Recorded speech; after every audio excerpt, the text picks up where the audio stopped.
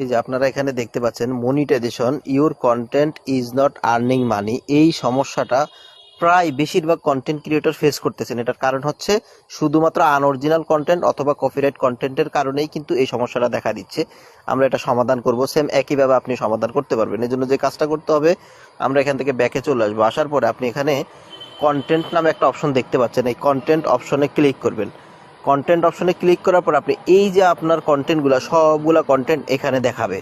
So আপনার কোন কন্টেন্টে সমস্যা, এখান থেকে আপনাকে ওই কন্টেন্টটা আইডেন্টিফাই করতে হবে। এই যে দেখতে পাচ্ছেন, আপনি কিভাবে আইডেন্টিফাই করবেন, এখানে যে কন্টেন্টটা দেখতে পাচ্ছেন এই কন্টেন্টে এখানে দেখতে পাচ্ছেন মনিটাইজেশন লিমিটেড। সেম এইরকম যদি আপনার কোনো কন্টেন্টে এইরকম সমস্যা দেখায় তাহলে বুঝবেন এই কন্টেন্টের কারণে আপনার কন্টেন্টের আর্নিং ফেসবুক লিমিট করে রাখছে, আপনি কন্টেন্ট থেকে ইনকাম করতে পারবেন না। এখন কথা হচ্ছে এটা সমাধান কি?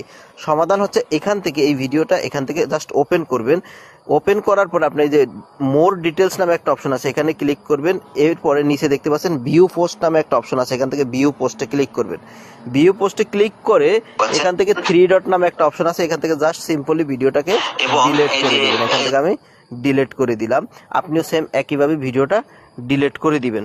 সো আমার ভিডিওটা ডিলিট হয়ে গেছে আশা করি। এখান থেকে আমি ব্যাকে চলে যাব। ব্যাকে গিয়ে আমি জাস্ট চেক করব আমার মনিটাইজেশনের কি অবস্থা। এখান থেকে একটু রিফ্রেশ করব। এই যে দেখতে পাচ্ছেন জাস্ট রিফ্রেশ করলাম, একটা ভিডিওতে সমস্যা ছিল, ভিডিওটা ডিলিট করে দিলাম। ডিলিট করার পরে এখানে আপনি দেখতে পাচ্ছেন your page is earning money, অর্থাৎ আমার পেজ আবার ঠিক হয়ে গেছে এবং অ্যাক্টিভ হয়ে গেছে। সো এই সমস্যাটা যারা দেখবেন, আপনারা যেই কাজটা করবেন, আপনি আপনার কন্টেন্টগুলো চেক করবেন। চেক করার পরে যদি এই সমস্যা দেখতে পান, ভিডিওটা ডিলিট করে সাথে সাথে রিফ্রেশ করবেন, দেখবেন আপনার মনিটাইজেশন অ্যাক্টিভ হয়ে গেছে।